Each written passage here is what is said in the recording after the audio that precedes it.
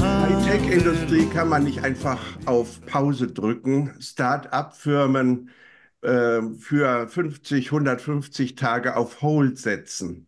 Das ist aber die Situation, in der der Staat Israel im Augenblick ist und gegen die Macht der Hamas im Gazastreifen kämpft. Und was passiert dann eigentlich mit der Wirtschaft? Wie lange kann sie blockiert werden? Wie viel, wenn die Besten im besten Alter und die Beststudierten kämpfen gegen die Hamas? Und ich freue mich sehr, dass wir heute bei Israel Inside Oded Shoseyov zu Gast haben. Und wenn jemand überhaupt darüber Auskunft geben kann, dann ist er das, der mehr als ein Dutzend Firmen gegründet hat und mehr als 45 Patente in Israel gewonnen hat und wirklich an der Front auch der Forschung und Entwicklung und der Technologie in Israel ist. Ich begrüße aber auch Ethan Drori in Australien und er wird uns jetzt einführen, ganz kurz in die Biografie von Oded Shoseyov. Shalom, Ethan. Danke. Shalom, shalom, shalom, alle Freunde. Danke schön, Rikle, für deine Initiative, wie immer. Und ich kann ein paar Worte über meinen Freund und Kollege Professor Oded Shoseyov. Er ist ein israelischer Serienerfinder, Gelehrter und Autor, der eine angesehene Professor für Proteinengineering und Nanobiotechnologie an der Hebräischen Universität Jerusalem ist. Professor Shoseyov ist ein führender Experte für Nanobiotechnologie. Insbesondere hat er über 350 wissenschaftliche Publikationen und über 100 Patente auf seinen Namen veröffentlicht. Professor Shoseyov hat seine gesamte Karriere der Nutzung der Kraft der DNA-Codes der Natur gewidmet, um innovative Lösungen für einige der drangendsten Probleme der Welt zu schaffen. Alles andere sehen wir vom Oded und viel Vergnügen in unserem Treff. Danke, Rick. Thank you very much. I apologize for speaking in English. I hope that next time I will improve my German to the level that will be enough to deliver my presentation. Thank you very much. So thank you for inviting me to present to you some of the work that we are doing here. The title of my talk is The Plant Age Materials for the Future, Nature's Gift. And I hope that by the end of my talk, I will be able to connect our current research with the current situation and hopefully to shed some positive light on the future. Before I start, I would like to quote the former Minister of Oil of Saudi Arabia, who I believe said something really smart. He said that the Stone Age did not end for lack of stones. And the oil age is going to end long before we run out of oil. And I think that for a very good reason, because biomaterials are so much better. Now, this is not a good reason enough to criticize us, the scientists, for not making really good synthetic materials from oil, simply because we didn't have enough time. Nature, on the other hand, had billions of years to develop some of the most amazing materials that we wish we had in our possession. Yet orthopedic surgeons enjoy gluing and screwing synthetic materials into our body. And I don't think that this is a great idea because synthetic materials fail. Many times they fail, just like this plastic fork, for not being strong enough for its performance. But admittedly, there are very strong synthetic materials. Yet it's still not a good idea to introduce them into our body because their biomechanical properties do not really fit the surrounding tissues. And there is even a more fundamental reason why it's not a good idea to introduce synthetic materials into our body, and that's because in nature, things are done differently. In nature, no one takes my head and screw it into my neck. In nature, no one takes my skin and glue it onto my body. In nature, everything is self-assembled. Every living organism, whether it's a plant or fish or human being, is made of cells. And the cells contain DNA, and the DNA encodes for nanobio building blocks, like proteins and enzymes that make fatty acids, polysaccharides, and all these nanobio building blocks. They don't need us. They recognize each other and self-assemble into scaffolds on which cells are growing, proliferating, organizing into tissues, tissues organizing into organs, and the different organs together makes the organism or life. So we at the Hebrew University about 20 years ago decided to focus on probably the most important nanobiomaterial for us, for human being, which is collagen protein. Collagen protein accounts for about 30% of our dry weight. We have nothing more than collagen in our body except for water. I'll give you a few examples. Our bone is 50% collagen, 50% minerals. My skin is about 70% collagen. Tendons and ligaments, close to 100% collagen. So I always like to say that anyone who is in the business of replacement parts for human being would like to have collagen because that's the building block. But admittedly, even before we started our research 20 years ago, there were already medical implants that are made of collagen. In fact, more than 1,000 different. You know, simple things like dermal fillers to reduce wrinkles, augment lips, artificial meniscus, bone grafts, and even leaflets of heart valves, all made of collagen. So you should ask me then, why bother? You just said that before you started the research, there were already in the clinic more than 1,000 medical implants made of collagen. Well, the reason was the source. The source up until recently of all these collagen products was dead bodies, dead pigs, dead cows, and human cadaver. So that's not a very safe source because they all potentially harbor human pathogens like viruses, mad cow disease. And therefore, already in 2007, the FDA made a notice asking the companies and scientists to start and look for better and safer alternatives. And that's exactly what we did. We cloned all the 5 human genes from human that are responsible in our body to make human collagen. And by genetic engineering, introduce all these 5 human genes into a single tobacco plant. So now the plant that otherwise doesn't know how to make collagen, all of a sudden have the genetic information to make human collagen in its leaves. The technology was matured, and today in Israel, we grow 25,000 square meters of greenhouses all over the country, from the Upper Galilee in the middle of the country. Interestingly enough, also up until recently in a kibbutz in the Otef Aza, where we actually produce collagen. Netiva Asara, that's the name of the kibbutz. There was one of the kibbutzim that was attacked in October 7. We grow these leaves of tobacco for about 50 to 60 days, depend on the time of the year. We harvest the leaves. The leaves are transported by cooling trucks to the factory, which is in the Upper Galilee, in another nice place called Yesoda Mala. And there we start the process. Now, if you ever made pesto, you know how to make collagen. It's a big food processor, just crush the leaves with some buffer, get the juice, the concentrated protein frozen, and then come here to Rehovot Science Park, which is across the street from the university where I am. And in clean rooms, we do all the final purification steps.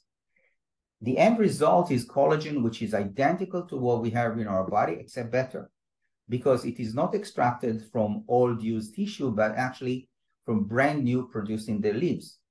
So it has better three-dimensional structure, and also plants do not have human pathogens, do not harbor human pathogens, so it is more safe.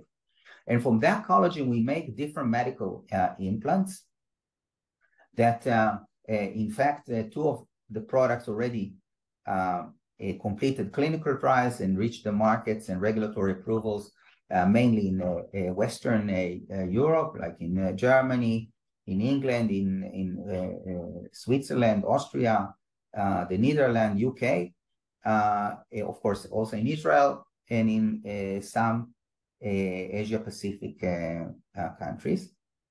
And I will share with you the first product that we developed, which is addressed to treat diabetic foot ulcer. Now, diabetes is a disease that I'm sure you need no introduction, except just to mention that it's a huge disease. 400 million people in the world suffer from diabetes.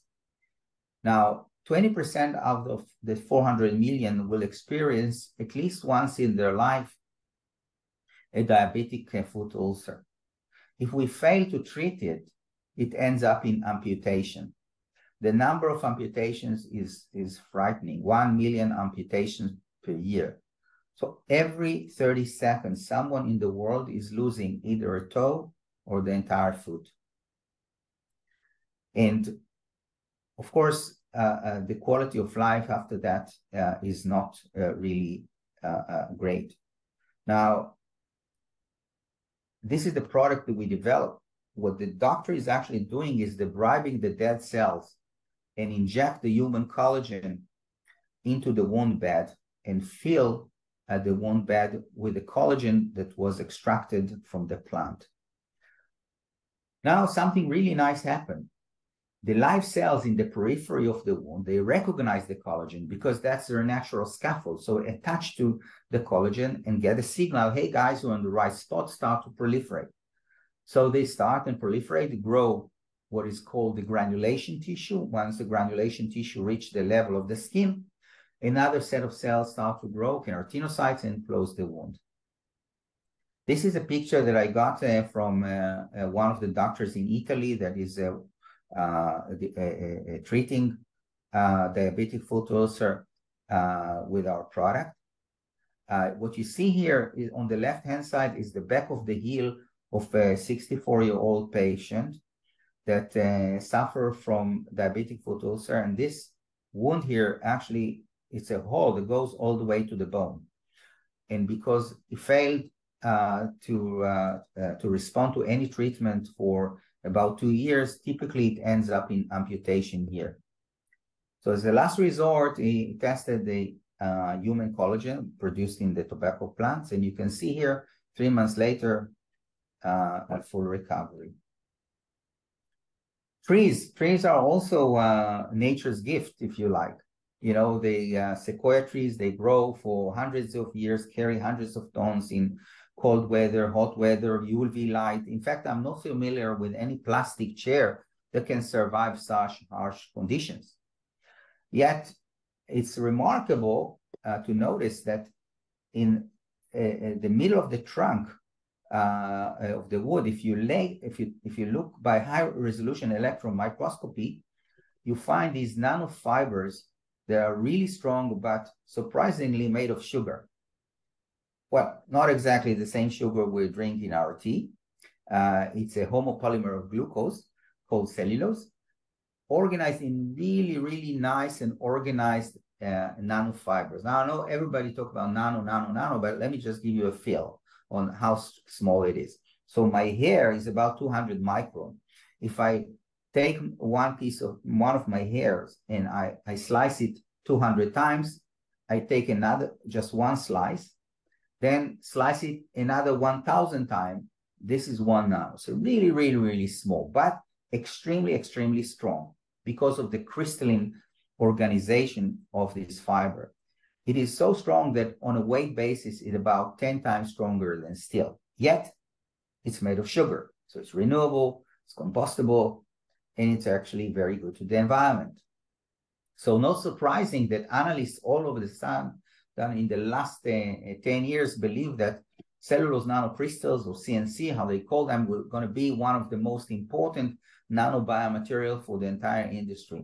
So not just for construction or air and space, the transportation, but food, medicine, almost everything will be made with a little bit of nanocellulose. But here's the problem. Say 10 years ago, you wanted to buy half a ton of nanocellulose. You can Google, you can eBay, you can Alibaba, but you couldn't find it. I mean, you would find many publications, scientific publications that came from my group and other scientists all over the world saying that nanocellulose is really great material, but there was no commercial source. So we at the Hebrew University, together with our partners in Finland, Sweden, Germany, and Italy, in one of the European consortia, established a research project that aimed to develop a cost-effective method to produce nanocellulose and develop applications. So the technology was looking first for a source of raw material. So obviously we didn't want to cut sequoia trees, but we found a very good source, and that's the sludge of the recycled paper industry. Now, one reason why it's a good source is because we have a lot of that. In fact, we have so much of that sludge that it practically covers our continents. Europe alone produces 11 million tons of that waste annually. Just to give you a feel, this is a mountain of about 3 kilometers high sitting on a soccer field. And we make this mountain every year. Of course, the US make another mountain, China a few mountains. So for everybody, it's an environmental problem. For us, it's a great source of raw material. The technology was matured. The patents that were developed actually by the Hebrew University and our partners in Sweden.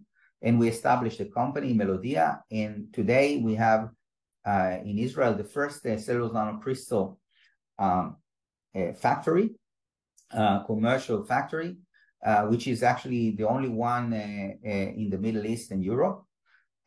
There is another one in Canada, which is competitors, but otherwise there are two only factories in the world. One is in Israel, by the way, in the Negev, very close. It's called Neot Chovav. It's very close to Gaza, where there was the the October 7th attack. And the nice thing about these cellulose nanocrystals is that you can do a lot of interesting things with that. For example, if you take this material and suspend it in water, once the concentration reaches 2.5–3%, it makes liquid crystals. Now, these liquid crystals, once you apply them on any surface, it can be paper, concrete, plastic, whatever, wood, once the water evaporates, it self-assembles into a very strong transparent film. And this film have excellent oxygen barrier properties, which is, of course, very important in food packaging. In the old days, we used to protect our food with tin. Very good technology, but heavy, expensive. So we developed the laminates, or the flexible packaging, which typically is laminate of low-density polyethylene, some kind of a polyolefin, polypropylene. On top of that, aluminum and other polymer. Again, great technology, by the way, huge market, $1.2 trillion business, except one big problem. Once you laminated aluminum on polyethylene, there is practically no way back, and that ends up in the ocean. So by this technology, we've been able to develop a really exciting product, which was tested recently by Quaker Oats, which Quaker Oats is a division of PepsiCo. I'm sure everybody familiar with. And as you can see here, this is our pouch, which is actually made of regular paper coated with the nanocellulose. We outperform the barrier properties of the laminates. And the beauty of that is that this material, once you finish with that, you can put it in your composter in the backyard, and a few weeks later, it's gone. So this is really beautiful. And in fact, we got recently the regulatory approval in the US for the product. We are on our way to get it also in Europe. We have a collaboration, by the way, with Henkel, which is a very large German company that already tested the product and distributed to their clients. And we believe that these kind of innovation and science can spare us in the future from these unpleasant sites. Now, typically I end up my presentation differently, but I would like to really put it in perspective, because I think that science is part of our values. In October 7th this year, the Hamas in Gaza kidnapped many people, including old people, young people, babies, as you can see here.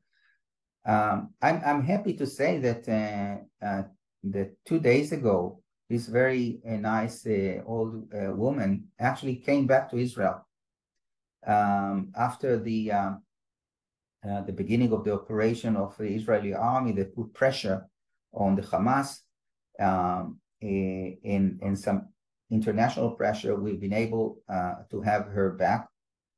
Unfortunately, this woman and her beautiful kids are still there. And in fact, we have now close to 200 kidnappers are still in Gaza. But we hope to have them home as soon as possible. And I'm going to end my talk, as I always do, where I quote Pavlov. Pavlov said that if you want a new idea, you should open an old book. And I say that the book was written. It was written over billions of years of evolution. And the text is the DNA of life. We don't have to reinvent the wheel. Just read the text and start our progress from there. And most importantly, we share the same values. Europe values are human dignity, freedom, democracy, equality, rule of law, and human rights. And that is exactly why I have no doubt in my mind that we will prevail, because we believe in the same values for everybody. Thank you very much. Thank you, Oded. Israel is in front of development, new technologies, in front of fighting for our future. And you are now also in front of fighting against the anti-democratic powers of Islam, of Hamas in Gaza. So we are very thankful for that, what you are doing. How is your work now? We are now in, I think, day 51 or 52, 53 since October 7th. And yeah, as I said in the beginning, you can't stop your development, but you have 300,000 soldiers now fighting in Gaza. What are you doing in Hebrew University? What are you doing in your firms now? So I will say the following. In the beginning of the war, in the first week, I have to say that we were all under a state of shock, because we were taken by surprise. We never believed that something like that can happen to us. One of the reasons for that is, of course, the surprise, but also, as you correctly mentioned, the Israeli army is mainly based on reserve soldiers. So 300,000 soldiers were drafted and went to the front, and that in some of my companies resulted in 50% reduction in the men and women. Other like for example, BioBetter, which is one of the companies that produce growth factors for the cultured meat industry, is located in the Upper Galilee, in Tel Hai, and they are under constant attack by the Hezbollah from the north, from Lebanon, and 100,000 people from there. All the region, the cities, kibbutzim, there are 5 kilometers from the border, had to evacuate. So the company and the factory was evacuated, and it's now army zone. We couldn't get in. But I'm happy to say that on Sunday, just 1 week after that terrible Saturday, with the help of the army, we came in. We were able in a few hours to take a lot of equipment and the laboratory assets and the plants and everything, and we transferred it to Yokneam, which is like a few tens of kilometers south. And the day after, we were already fully operational. So this is actually quite amazing, the resilience and the quick response. I think that this is the one thing that I have to say even surprised me, because I'm a kind of an older guy. And I used to say that our young generation is a TikTok generation, and they are useless. And they really surprised me. They are really, really excellent people. They're such good people. And everybody got together and helped each other. So I think that these terrible events also on one hand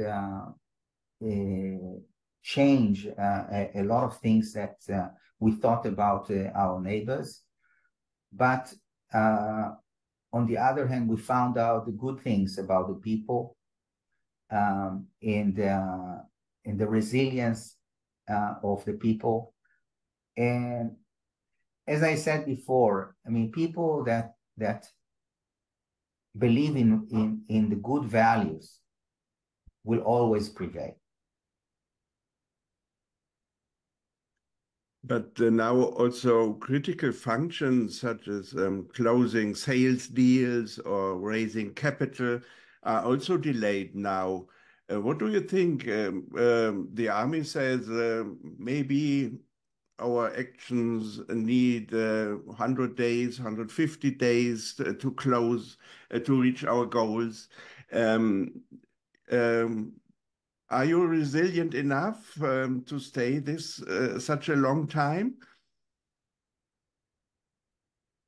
Yes, Israel is resilient. Israel economy is very strong. I mean, you could see it on the Israeli shekel and the dollar, for example.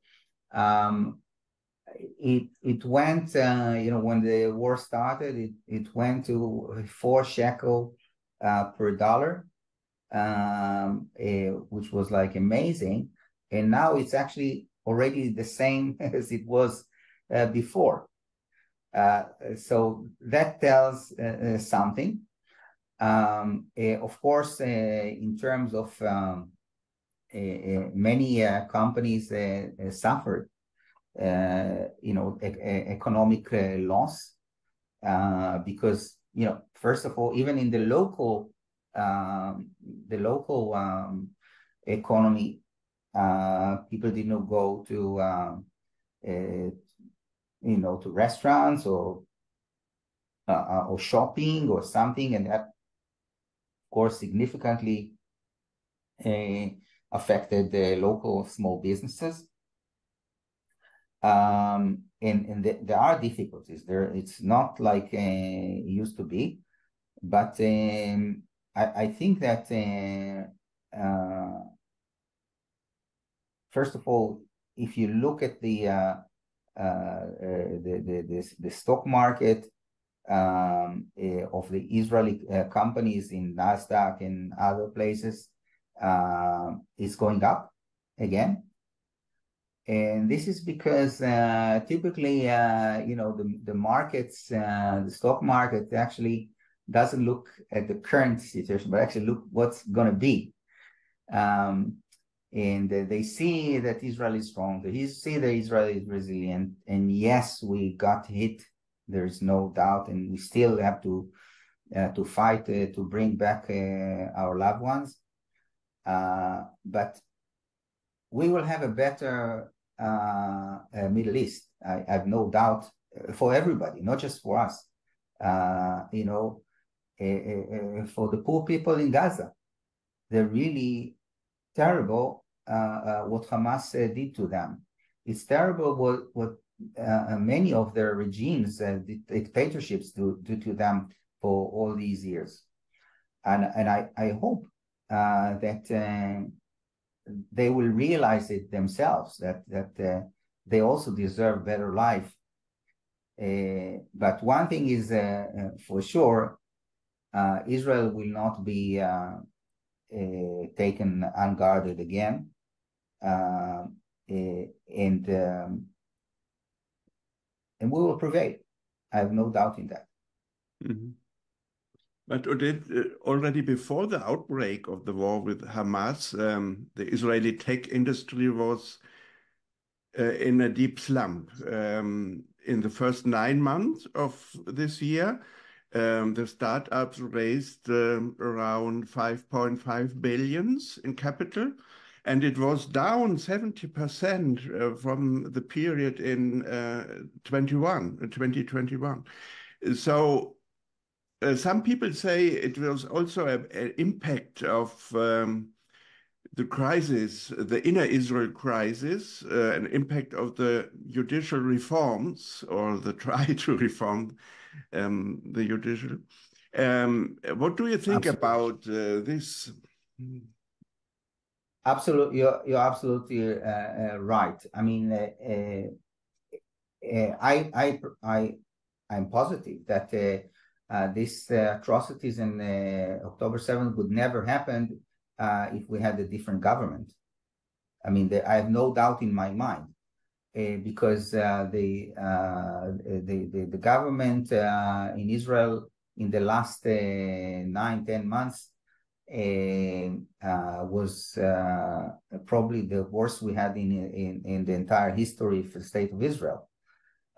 We have I really don't want to get too much into politics, and this is my personal view, but I think everybody understands that Bibi Netanyahu had his personal issues with the court, and on one hand, and extreme parties took advantage of him. And part of the bribe, if you like, the political bribe, was actually to get rid of the power of the Supreme Court in Israel. And this was something that the Israeli people would never agree. I mean, I have no doubt in my mind that that would never happen. Of course, now it won't happen either, but it would happen because the Israeli people are very, very have a very, very strong opinion about the human rights. in freedom, and we're not ready for dictatorships. There's no way. Unfortunately, the Hamas also identified this weak point, and when you have a government that is not focused on security of the country, but on its own of the security of its own chairs, then we were taken by surprise and we were attacked. And I think that the economy will be better for a simple reason, because at the end of this war, none of these clowns will be in power. Yeah, thank you. Just have to go back to see what happened here after 73 in Israel and understand that these people will not stay in power. Yeah. By the way, I wish that my wish was that Netanyahu will be replaced immediately, but I guess political moves are slower than than expected. Yeah, I think the holy word is prevailing, and part of prevailing is to have a deserving leadership, and in a way, part of prevailing is to see a processing of decision making in a way that is accepted by the nation, by the people. And what you see today, and I'm sure that Oded wouldn't deny it, is that it's the first time in the history of the state of Israel that the people governs the nation and not the nation governs the people. And that's an unbelievable typical of startup nation. We're all innovative. We all find solutions whenever we are under pressure. And the whole idea is only in our per capita, call it a rich nation, and stability in our currency and everything. You see amazing people who made money on behalf of the nation, who opens their pockets now and support the needy, which is not the case in a given time. And the whole idea is, I just asked Oded in a session for the Australian Christian community, similar to yours, about how we are prevailing at the moment or overcoming a situation where the northern border with Lebanon and Syria on an ongoing basis accommodates startup companies, plant-based proteins, his own, Oded's BioBetter company and their glass houses, etc., and how now, when in a way in a Galilee pinnacle, you have in the top upper Galilee, you have the army at the moment protecting the border. What will be the case and how we find alternatives at this stage for continuing development and academic activities? Maybe this is something for Oded to answer. So as I said before, 1 week after the beginning of the war, we've been able to move the operation a few tens of kilometers south, and we are practically operating. Interestingly enough, you also asked about the ability to continue do investments and raise funds for the companies. the week after the attack, I was supposed to be in Utrecht for a very important meeting with one of the largest food ingredient companies in the world. It's a European company. They 2 weeks before that, they visited our facility in Israel and the company, and they're really excited about it and wanted to start to talk business with us. And of course, I couldn't go to Utrecht, but I'm happy to tell you that 10 days ago, we held a Zoom call with them, and they expressed interest to continue the discussion. In fact, we are now discussing term sheet with them. So, you know, if you ask me, on Sunday, the morning after October 7th, if this will be the case, a few weeks later, I would say that you're dreaming. But, science, economy has to move. And so if you are doing something which is good for the humanity, for the economy, for the well-being of people, you could be on Mars. They will come to you. Thank you, Oded. I wholeheartedly wish you and your country that you will succeed, not only in the present action against Hamas, but also succeed in your developments, in preparing a better future, not only for Israel, but for all mankind, for all humans. Thank you very much. And thank you to Australia. Thank you to Eitan for helping us to have this conversation with you. Always. Thank you so much, Oded. Thank you. Bye-bye. Thank you very much. Bye. Bye. Shalom.